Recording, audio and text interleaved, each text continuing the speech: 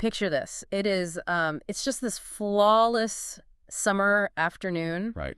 August 10th, 1628, in Stockholm Harbor. And the wind is practically a whisper, just this perfectly calm, gentle The breeze. kind of day you want for a launch. Exactly. Yeah. The route has been completely rehearsed. The crowds are lined up along the shore cheering.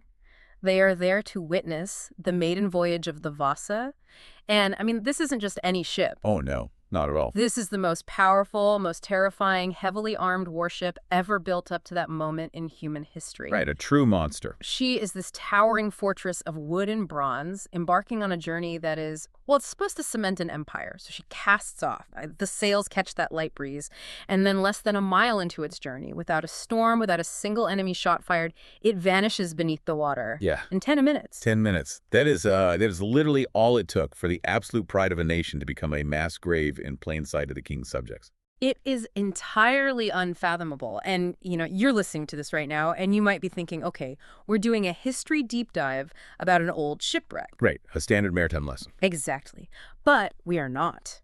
To figure out how this impossible catastrophe actually happened, we are pulling from a massive stack of sources today. We've got contemporary archaeological reports from the Vasa Museum. We've got psychological studies on organizational failure and these incredibly dense maritime engineering journals.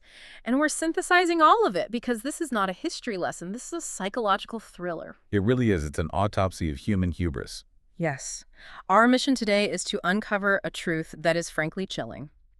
The Vasa didn't sink because someone made a simple, mathematical error. She didn't sink because of a freak weather anomaly. She sank because she was built, inspected, and explicitly approved to fail. Which brings us to the core mystery, right? The contradiction that we are going to unravel for you today. The evidence of this ship's catastrophic fatal flaw wasn't hidden. It wasn't a secret. No, it was entirely visible. It was thoroughly documented. It was physically demonstrated right in front of the people in charge. Right. And it was completely systematically ignored by everyone in power. We are looking at a terrifying phenomenon here, known as structural obedience. And the most unsettling part, this isn't just a 17th century naval problem. No, it's not. This is a dangerous, silent reality hiding in the systems, the corporations, and the governments that manage your modern life today. So let's unpack the anatomy of this public disaster, because to understand why the failure was ignored, we first have to, really understand the sheer scale of the ambition here. Yeah, you have to set the stage. Set it for us. It's 1628 Stockholm. What is the geopolitical climate that even demands a ship like this? Well, you have King Gustavus Adolphus on the throne, and he is frantically trying to push Sweden into what they call the Age of Greatness. Right. At this time, Sweden is geographically massive, but it's severely underpopulated, and it's surrounded by hostile powers. Mostly Denmark and Poland, right? Primarily Denmark and Poland, yeah. And the king is locked in this bitter, ongoing war with Poland. He realizes that to secure his empire, he has to absolutely dominate the Baltic Sea. So the Vasa was conceived as his instrument of state identity. Like a projection of power. Exactly. It was designed to be an undeniable projection of Swedish dominance. So the scale of the ship wasn't just practical. It was psychological warfare. Absolutely. The scale is almost hard to overstate. We are talking about a hull that is 69 meters long. Wow. The main mast reached 52 meters into the sky. That is essentially a 15 to 17-story modern skyscraper made of solid oak floating in a harbor. A floating skyscraper? That is insane. And it was loaded with 64 heavy 24-pounder bronze cannons. Before the ships might have a few heavy guns and a lot of light ones. Right, a mix. Yeah. The Vasa was an unprecedented concentration of artillery. Okay, so it's August 10th. It's a Sunday. The ship is meant to just sail from the palace down to a naval station called Vaxholm for its first night. Just a short hop. Yeah, it's practically a parade, a ceremonial first leg. They cast off from the royal palace. And because the wind is so incredibly weak, the crew only unfurls 4 of the 10 sails. They are barely drifting. Barely moving. But as they move along the south of the town, they approach a specific geographical feature at Södermalm. What exactly happens physically as they hit this area? Well, Södermalm features a gap in the high ground. It's a break in the rocky cliffs that surround that part of Stockholm. Okay. Anyone who sails in that harbor today knows about it. It acts as a giant wind funnel. It creates what fluid dynamicists call a Venturi effect. Wait, hold on. Clarify the mechanics of that for me, because we hear Venturi effect thrown around in physics, but how does it physically manipulate a 17-story wall of wood and canvas? Okay, imagine putting your thumb over the end of a garden hose. Right. You restrict the space the water has to flow through, Yeah. so the water has to accelerate to get through this smaller opening. It sprays out faster. Exactly. The same thing happens with air. When the ambient wind hits the cliffs of Södermalm, it is forced through that narrow geographical gap. The air pressure drops, but the velocity of the wind spikes dramatically. Oh, wow. So the Vasa is drifting in dead calm water, and then it slides directly in front of this gap. It's essentially stepping in front of a localized high-speed air cannon. But here's the scary part. Even with that funnel effect, we aren't talking about a hurricane. No. We're talking about a stiff breeze, a sudden puff of air. The wind hits those foresails. The ship heels over, it tilts to the port side. Right. It rights itself, but agonizingly slowly. I mean, anyone who knows anything about sailing is immediately holding their breath at this point. Because a healthy ship should snap back upright immediately. Exactly. Then another gust hits, the ship heels again, but this time it only tilts about 12 to 15 degrees. Which is nothing. Right. For any normal ship, 15 degrees is nothing. You barely spill your drink. But for the Vasa, it was an absolute death sentence. Why? Because the lower gun ports were wide open. Yeah. The lower gun ports were sitting a mere 1.25 meters above the waterline. Wait, what is that in feet? A little over 4 feet of clearance. 4 feet? Let that sink in. A little over 4 feet between the open ocean and the gating holes in the side of the ship. Oh my God. When the hull tilted 15 degrees, that clearance completely vanished. The Baltic Sea simply poured straight into the lower deck. You just rushed right in. Thousands of gallons of water rushing in, obliterating whatever fragile center of gravity the ship had left. It lost all stability, instantly filled with water, and went down. I am having a really hard time wrapping my head around this from a pure survival standpoint. If you are the captain standing on that deck, you already felt the ship act sluggish on the first gust. You felt it. You know. You know the ship is dangerously tender. Why on earth do you leave the lower gun ports open? I mean, it's like a CEO watching their company's stock plummet on a Tuesday knowing bankruptcy is imminent, but deciding to spend the last of the cash reserves on a massive fireworks show just to prove to the competitors that everything is fine. That's a great way to put it. The logic is entirely disconnected from reality. It is disconnected from physical reality, yes. But you have to remember, it is perfectly aligned with the reality of power and display. Right.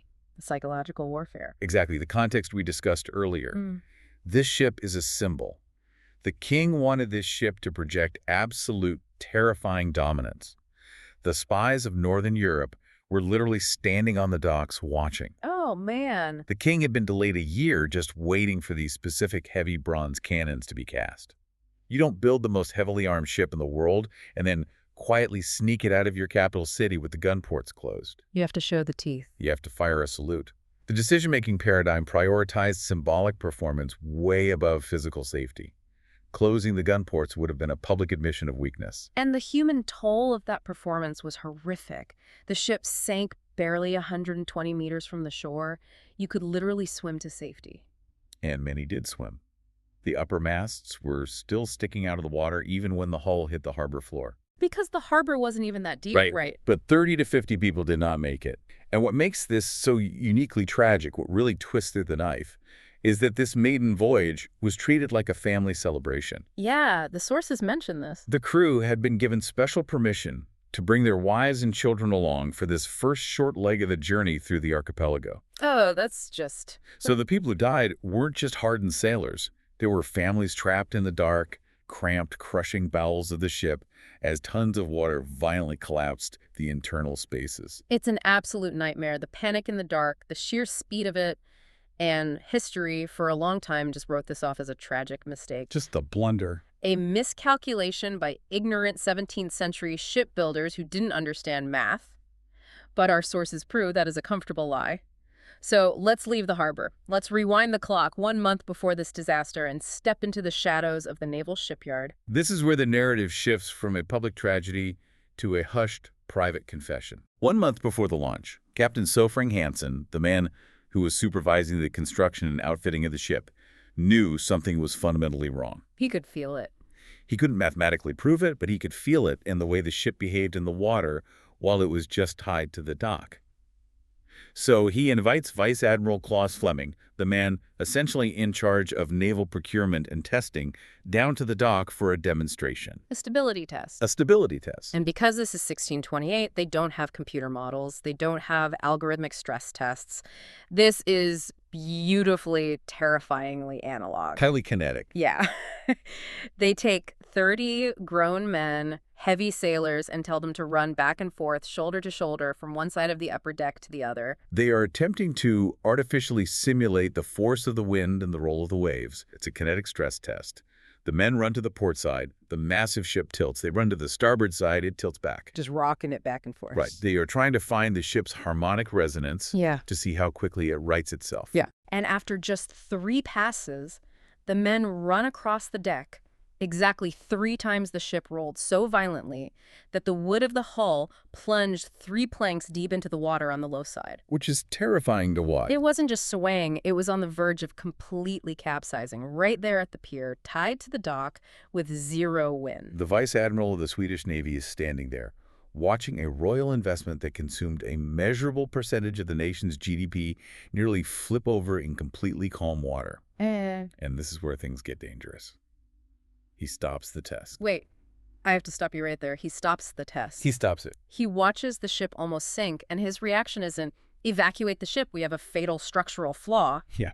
He stops the men from running just so the ship doesn't sink in front of his eyes. He halts the generation of evidence. Oh my God. If the test continues, the ship flips, and he has a massive, undeniable disaster on his hands that he is directly responsible for. By stopping the test, he preserves the illusion of a functional ship. He was actually heard muttering to the people around him that he wished the king were at home so the king could decide what to do. Pass the buck. Exactly. But the king was off fighting a war in Poland. So Admiral Fleming did the only thing the system permitted him to do. He ordered the doomed ship to sail anyway. This is the part that genuinely keeps me up at night.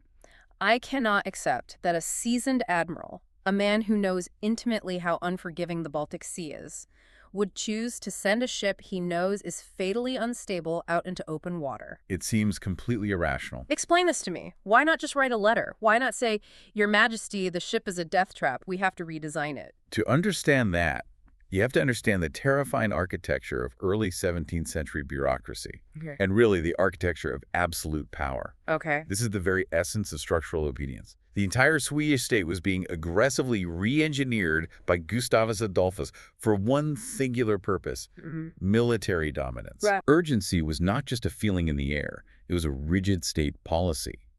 The system was meticulously optimized for execution. It was fundamentally blind to revision. So you're saying that the concept of pause was literally not in their operational vocabulary? Precisely. If Admiral Fleming says, this is unsafe, he is not just pointing out a mathematical or engineering flaw. He is actively contradicting the king's direct personal demands. He's challenging the king? He is admitting catastrophic failure on a project that has consumed immense national resources and time. In this organizational structure, he had no mechanism, no formal, safe pathway to pass bad news upward without absorbing the devastating career and personal risks that came with it. It's professional suicide, or literal suicide. Exactly. Saying no to the king carried a definite, immediate, and potentially lethal punishment. Saying nothing and letting the ship sail carried deferred, abstract risk. He managed the failure by passing it down the line to the captain and the crew. It's the ultimate not my problem elevated to a geopolitical scale. He prioritized his immediate standing with authority over the physical reality of physics. So let's look at the jigsaw puzzle of contradictions that actually made the ship so unstable in the first place. Because it's not like the men building this were amateurs who didn't know how boats worked. Far from it. They were highly skilled Dutch shipbuilders. They were considered the best in the world at the time. Okay. But they were operating in an era before standardized paper blueprints or predictive mathematics. They used what maritime historians call proportional design. Let's break that down, because proportional design sounds incredibly risky. How exactly did they build a 17-story warship without a blueprint? It was an oral and physical tradition based purely on historical precedent. You don't draft a full schematic. Right. Instead, you start with 2 master measurements, the length of the keel and the maximum width of the hull. Every other dimension of the ship, the curve of the ribs, the height of the masts, the depth of the hold, is derived from those two numbers using established ratios that have worked in the past. So it's all relative to those first two numbers. Yes. If a previous ship sailed well, you take its proportions and just scale them up slightly. It relies entirely on incremental evolution. You build what you know works, and you iterate slowly. Exactly. But King Gustavus Adolphus didn't want what worked. He wanted something completely unprecedented. He wanted a revolution. Yeah, he was a military tactician, and he realized that the future of naval combat was changing. It wasn't about soldiers boarding each other's ships with axes anymore. No, the tactics were shifting. It was about massive floating artillery platforms blasting each other into splinters from a distance. So right in the middle of the construction process, he demands that the Vasa carry a second full deck of those incredibly heavy 24-pounder bronze cannons. And that royal demand created an inescapable physics trap. How so? The hull of the ship had already been started based on the original proportions. The ship was less than 12 meters wide. When the king demanded a second heavy gun deck, the ship couldn't grow outward to support the massive new weight. Because the bottom was already built. The foundation was already laid. It could only grow upward. So they are stacking immense weight higher and higher above the waterline. It's like trying to build a 3-story house on the foundation of a single wide trailer. That's a perfect analogy. It just goes straight up. So naturally, it becomes incredibly top-heavy. But my immediate question when reading the sources was, if they know it's top-heavy, why didn't they just put a ton of heavy rocks in the bottom of the hull? Just load up the ballast. Yeah, just load it up to act as a counterweight and pull the center of gravity down. That is exactly what the builders tried to do. But they slammed into a structural paradox. Remember, the proportions of the hull were already set. Right. The hull was quite narrow and relatively shallow. This meant the internal space designated for ballast was severely limited. They filled the bottom of the ship with heavy river stones, packing in as much as it could physically hold. Okay. But the sheer mass of the two gun decks above was still too great. The ship was still top-heavy. Wait, why not just pile more stones higher up in the hold? Like, just keep adding rocks. Because of the draft of the ship. The draft. Yeah, how deep it sits in the water. If they had somehow managed to find room to pack more stone into the bottom, the sheer weight of that extra ballast would have pulled the ship so deep into the Baltic Sea that those lower gun ports, which we established were only 1.25 meters above the line, would have been completely submerged before the ship even untied its ropes. Oh my God. A literal dead A end. completely unwinnable scenario. If you add rocks, the gun ports go underwater and the ship sinks at the dock. If you don't add rocks, the ship is top-heavy, tips over in a breeze, and sinks. Exactly. They had mathematically designed themselves into a corner where physics was the only entity left with the power to impose a veto. Physics doesn't care about the king's orders. No, it doesn't. And to make matters worse, the human element of the project, the management, was a total mess.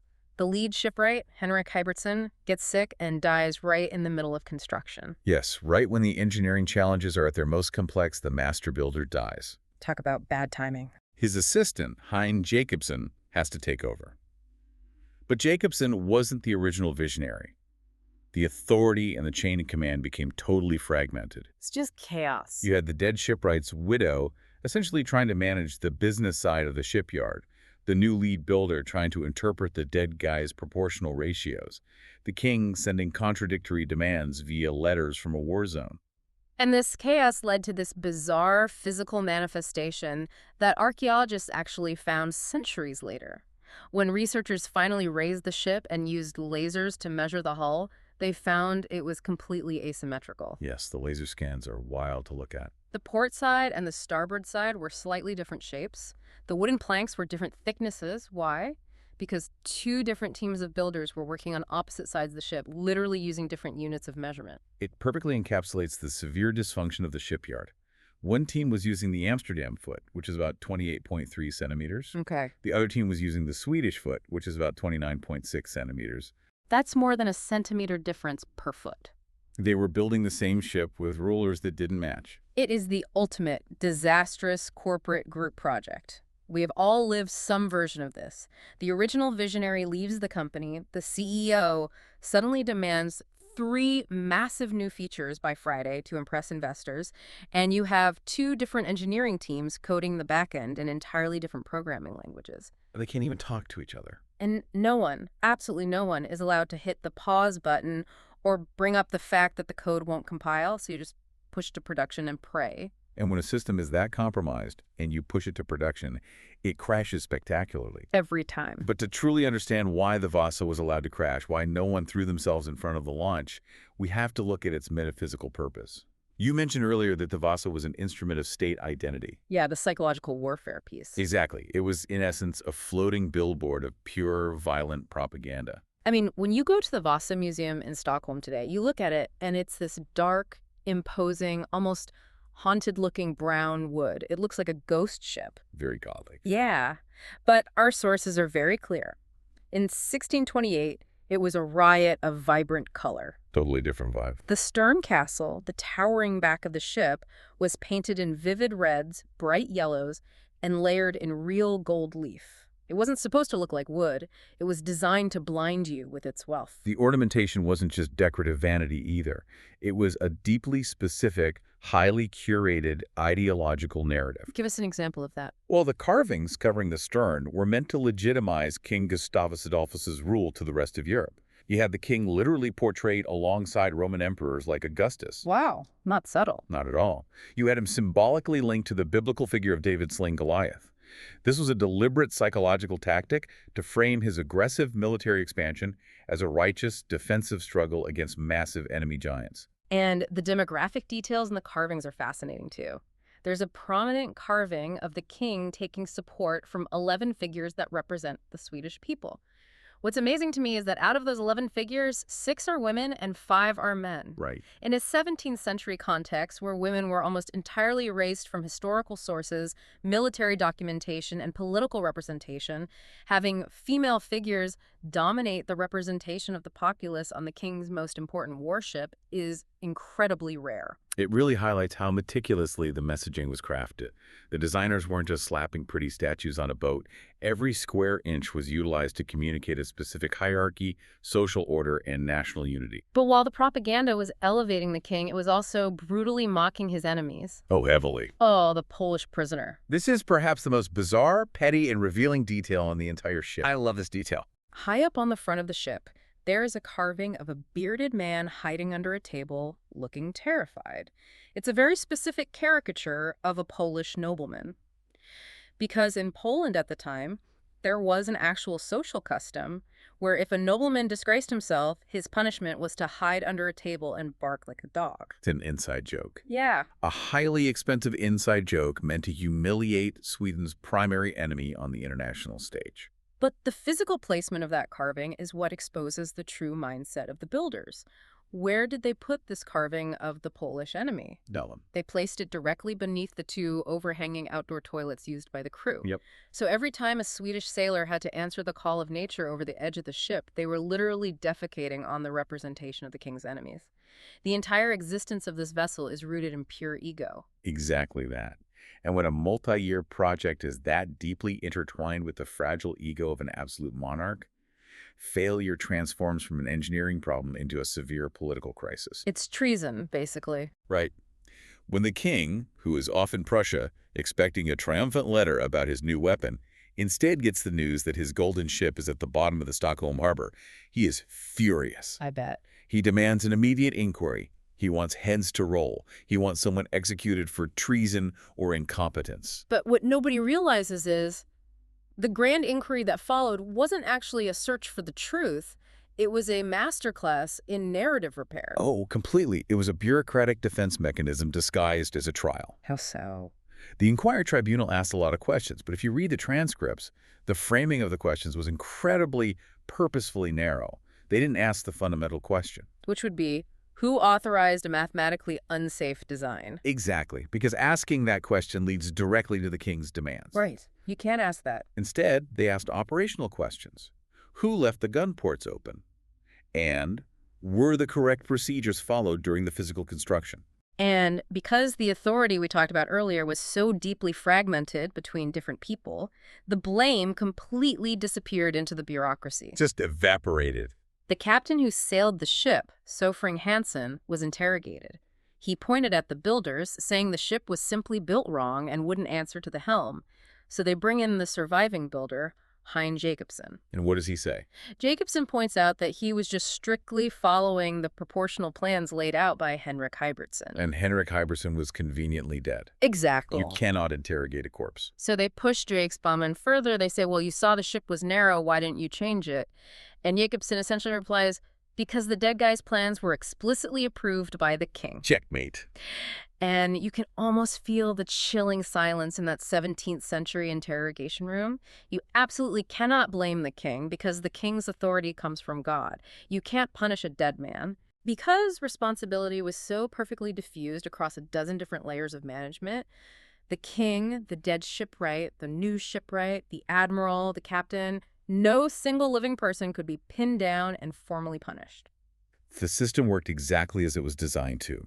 It absorbed the catastrophic shock, blamed abstract circumstances, the sudden wind, the dead shipwright, the unpredictable will of God, and completely protected the existing hierarchy. Unbelievable. The Vasa sank, but the absolute authority of the Swedish state remained entirely intact and unquestioned. It is infuriating, but from an organizational survival standpoint, it's brilliant. So the inquiry quietly wraps up, everyone essentially keeps their jobs, no one is executed, and the Vasa is left sitting in the thick mud at the bottom of the harbor for 333 years. There were early salvage attempts, of course. Really? Yeah, you don't just leave a fortune in bronze and oak sitting in the harbor. Almost immediately, an English engineer named Ian Bulmer tried to raise the wreck. How do you even try to raise a 1,000-ton ship in the 1620s? The standard historical method was brute force buoyancy. You anchored two large, empty ships on the surface directly above the wreck. You fill those surface ships with as much water as possible so they sink very low. Okay, so they're heavy and low in the water. Then, divers attach massive cables from the sunken wreck to the low-riding surface ships. Finally, you frantically pump the water out of the surface ships. As they become lighter and rise up, the buoyancy is supposed to literally rip the sunken ship off the bottom. That's actually pretty clever physics, but it failed. It failed. The suction of that thick Stockholm harbor clay was just too strong.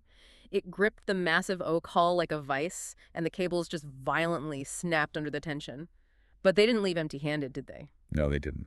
By the 1660s, a team using incredibly primitive diving bells managed to fish out almost all of those incredibly expensive bronze cannons. Let's talk about those diving bells for a second, because the psychology of doing that in the 1660s is terrifying. It's nightmare fuel. They are lowering a man in a lead-weighted wooden bell 30 meters down into freezing, pitch-black water.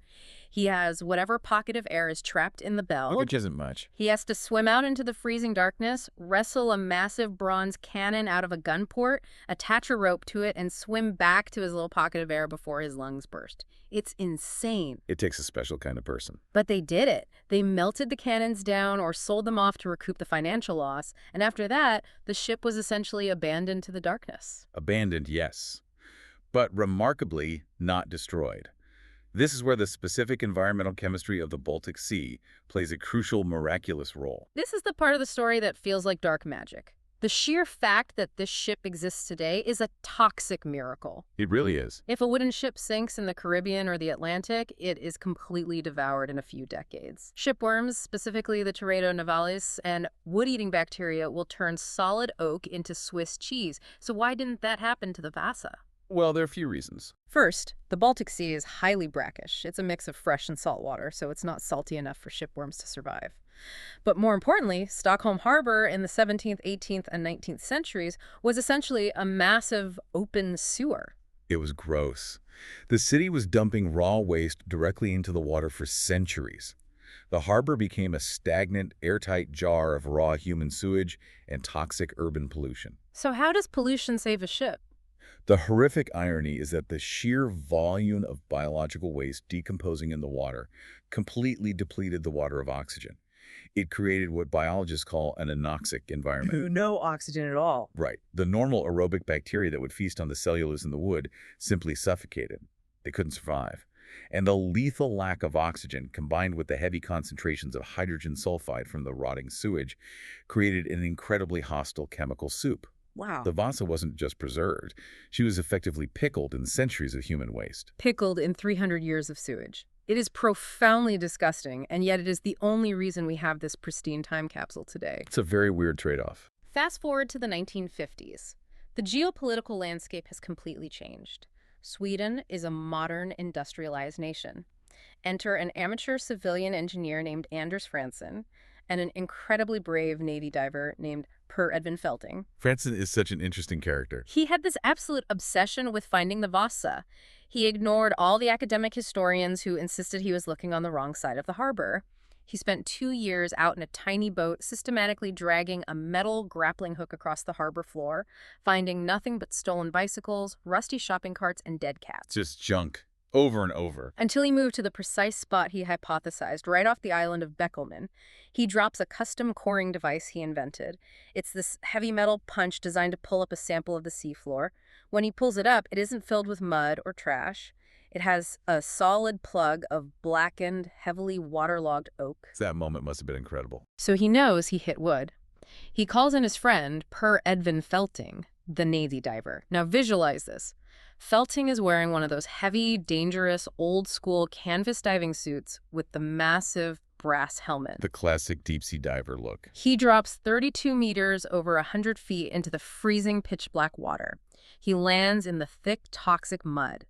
He walks forward in total, blinding darkness, feeling his way until he physically crashes into a massive, solid wooden wall rising vertically above his head into the blackness. In the pitch dark. He feels around the wood. He finds a square opening, then another. He climbs up the side of this invisible monolith in the dark and finds a second row of square opening. The gun port. 2 rows of gun ports. He realizes he is standing on the intact hull of the lost Vasa, and this completely changed everything. It shifted the Vasa from being a forgotten footnote in a history book into an active, monumental engineering challenge. Franson didn't just want to prove he found the ship. He immediately pitched the idea of bringing the entire fragile 1,000-ton structure to the surface and building a museum around it. Which sounds completely unhinged. In the 1950s, that was an audacious, almost insane proposition. I read about the ideas people pitched to raise it, and they were wild. Because you have a ship made of waterlogged wood that might just disintegrate if you pull on it wrong. Right, it's super fragile. One engineer seriously suggested filling the entire hull with millions of ping pong balls to gently float it up from the inside. I love that one. Someone else suggested pumping liquid nitrogen into the water to freeze the entire ship in a giant, buoyant block of ice so it would bob to the surface. But ultimately, they went with a brute force engineering marvel that began in the late 1950s and culminated in 1961. They returned to a modern variation of the original 17th century salvage idea. Divers spent years in absolute darkness, using high-pressure water hoses to blast 6 massive tunnels directly through the solid clay underneath the ship. Imagine doing that. Lying in the mud, blasting a tunnel under a 1,000-ton rotting structure that could collapse on you at any second. No thanks. They threaded massive steel cables through those tunnels and attached them to massive surface pontoons. Over a series of 18 agonizingly slow, calculated lifts, they broke the immense suction of the mud, moved the ship into shallower water, plugged the thousands of holes where the original iron bolts had completely rusted away, and finally pumped the water out of the hull. When that ship finally broke the surface in April 1961, it was a global spectacle. It was broadcast live on television across Europe. The Vasa became the oldest ship ever refloated on its own keel. A huge triumph. But as the muddy water drained away from the decks, it revealed a deeply eerie, profoundly human element to this story that moves it beyond just an engineering feat. They found the skeletons. Right. It wasn't just a fascinating machine they brought up, it was a 300-year-old graveyard. Archaeologists found the remains of about 15 people inside the wreck. And because of that toxic pickling mud we talked about, they weren't just bare, bleached bones. No, the preservation was startling. The skeletons were found with their clothes still wrapped around them. Some still had their hair intact. There is one incredibly tragic story of a crewman the researchers named Helge. He was found pinned underneath a massive, heavy cannon carriage. Yeah. And when the medical examiners looked closely, they found his actual brain tissue had been miraculously preserved inside his skull. It immediately grounds the abstraction of the historical disaster in brutal physical reality. These were real people living real lives, caught in a systemic failure they had absolutely no control over. The hubris of the king and the admiral cost Helge his life. And you'd think, okay, they got the ship up, they carefully excavated the remains, they built the gorgeous Vasa Museum in Stockholm, happy ending. But the battle was just beginning. because the Vasa today is facing an existential threat. A massive one. Explain the modern crisis to us, because the ship isn't resting peacefully, it is actively destroying itself. The very moment the ship hit the oxygen-rich air of the surface in 1961, a massive war against chemistry began. The wood of the Vasa was entirely waterlogged. On a cellular level, it was essentially more water than structural cellulose in some places. It's like a wet sponge. Exactly. If they had just let it sit in the museum and dry out naturally in the ambient air, the cell walls of the wood would collapse, shrink, and the entire 17-story ship would splinter, warp, and literally turn to dust. So to stop that, for 17 straight years, conservators locked the ship in a massive climate-controlled hall and sprayed it continuously, 24 hours a day, 7 days a week, with a synthetic substance called PEG, polyethylene glycol. That was the big fix. Help me understand the cellular mechanics of PEG. How does spraying waxy plastic on wood save it? Polyethylene glycol is a water-soluble polymer. The idea was incredibly clever. The liquid PEG would slowly, over almost 2 decades, soak deep into the microscopic pores of the wood, physically displacing the water inside the cell. Pushing the water out. Yes. When the remaining water eventually evaporated, the wax would be left behind, solidifying inside the cells, essentially holding the structure of the wood intact from the inside out. It was a brilliant, completely unprecedented conservation effort that saved the ship for a generation. But in the year 2000, scientists noticed something terrifying happening. Bright white and yellow salty spots began appearing all over the dark wood of the hull. What a new threat. The ship was facing a new, insidious chemical enemy birthed by the very environment that had saved it in the first place. The acid attack. Remember that toxic, anoxic harbor mud we discussed? The sewage mud, yeah. It was loaded with massive amounts of sulfur from centuries of Stockholm's waste. That sulfur had soaked deep into the Vasa's timbers over 333 years. When the ship was raised and exposed to the museum's oxygen and humidity, a slow, inevitable chemical reaction kicked off. Oh, no! The elemental sulfur was combining with oxygen to create pure sulfuric acid inside the wood. The ship is literally eating itself from the inside out. Sulfuric acid is highly corrosive. What is it actually doing to the wood physically? It is attacking the cellulose and hemicellulose. The acid is literally severing the chemical bonds that hold the wood fibers together. So it's breaking it down. The wood is losing its tensile strength. It's becoming brittle and hollow at a microscopic level.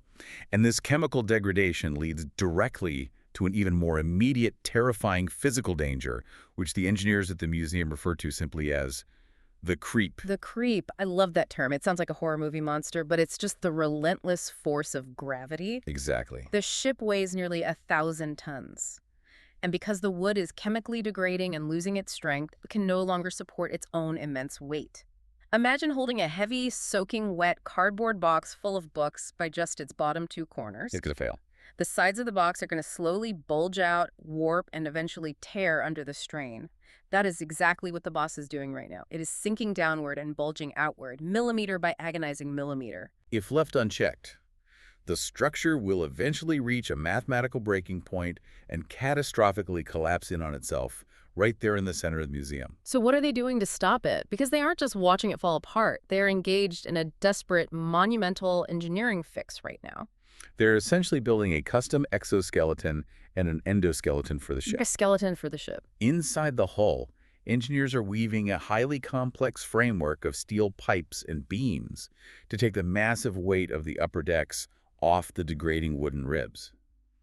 Outside the ship, they are installing a massive, custom-built cradle. To hold it up. This cradle features over 3,000 individual steel pressure plates. Each plate is mounted on a flexible ball joint and equipped with electronic load cells, so they can perfectly, dynamically distribute the 1,000-ton weight of the hull. It is a surgical intervention on a colossal scale, and it requires such intense precision that I read the workers inside the ship have to wear special, custom treadless bowling shoes. Bowling shoes. Yeah, they have dedicated pairs of soft shoes that never leave the ship, just so the friction of a normal rubber sole or a work boot doesn't wear away the 400-year-old deck planks as they install the steel. The level of care and scientific rigor is astounding. But I can't help but marvel at the absolute irony of this entire saga. It's quite poetic. In 1628, a group of powerful men tried to enforce their will over reality. They tried to ignore the fundamental laws of physics, to prioritize ego over mathematics, and the ship sank in 10 minutes. Right.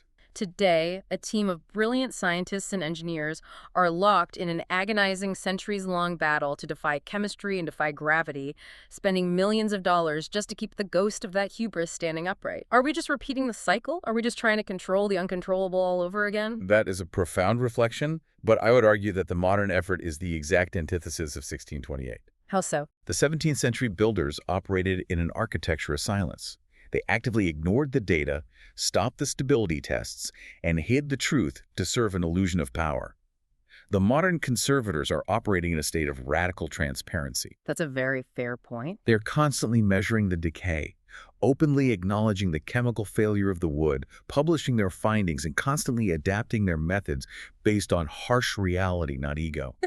The Vasa today isn't just a static museum piece. It is an active, ongoing mirror held up to modern civilization. And that is exactly where we want to leave this with you, the listener, because when you look closely at the Vasa, you see your own world staring back. You really do. The men who built that ship, the men who ordered it to sail, were not fools. They were highly competent, skilled professionals. But they were operating inside constraints they didn't create, reporting to a hierarchy that viciously punished bad news, and they were terrified to speak truth to power. Where do we see this phenomenon of structural obedience today?